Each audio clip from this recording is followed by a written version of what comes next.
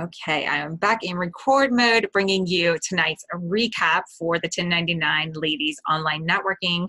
I am the host for that chapter, Chrissy Key Rollins, and every week we bring a relevant topic to the entrepreneurial journey so we can have a roundtable discussion, sharing our best tips and wisdom and our authentic experience whenever it comes to dealing with common conflicts that come up in the entrepreneurial journey.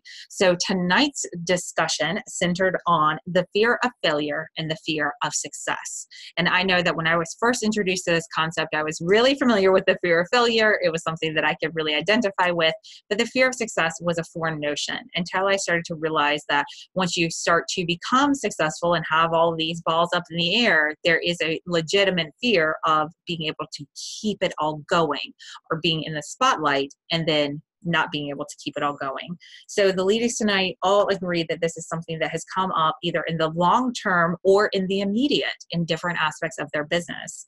And long-term goals, it can be that overall being able to succeed or being able to succeed and then having to crash back down again whenever it comes in business, or it can be even more immediate. If we're going into a networking meeting, for example, are we going to be able to present in a clear, concise way who we are and what we're about? So we can have that fear of immediate failure of not being able to do that, or even the fear of success in nailing it and then afterwards being inundated with a bunch of questions that we don't feel equipped to answer. That kind of failure was something that came to the table. And one of the tips that was brought to the table from the ladies' discussion is that if you do have this fear of wanting to be someone who is knowledgeable and wanting to have the answers, but perhaps you're new to an industry, or even if you're really seasoned in an industry, instead of letting that take you out of the game of not having the answer or feeling like you're not equipped, instead open yourself to when you do get a question that you don't know the answer to, embracing that opportunity to make a follow-up connection and say, I'm so glad that you asked that. I'm going to find out the question or find out the answer for you. Let me get your contact information and I'm going to get back in touch with you. Not only does this set up an excuse and reason to connect further, it also sets a great example of how you don't have to hold all the answers. So if there's anybody else who is watching or perhaps following in your footsteps, they won't feel that same pressure as well.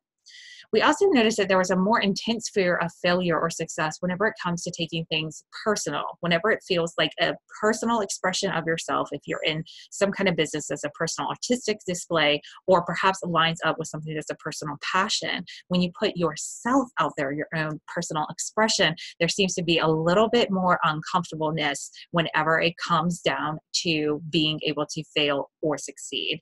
So the best tip that came through for tonight whenever it comes to that is to be you. When you're you, you can't fail. So really embrace that concept that succeeding or failing is basing on how true are you being to yourself. Because nobody changes the world. Thank you, Linda Teller, for this great nugget. No one changes the world by being anyone else. You can only do it by being yourself.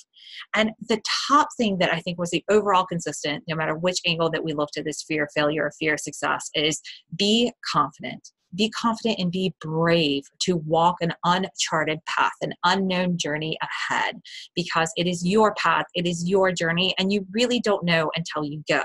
So even if you fail to hit the mark, you've learned how to continue the process forward in a better way. So be willing to pivot, to take a more positive route, much like we talked last week in dealing with challenging people, and learn to embrace that imperfect action and failing forward.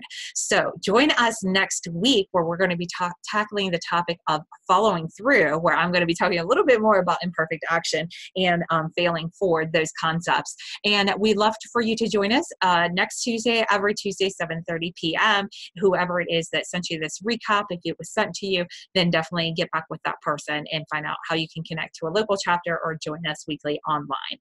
All right. If you want to find out more, join us on Facebook at 1099 Ladies Networking Facebook group, and we will see you there. All right. Good night.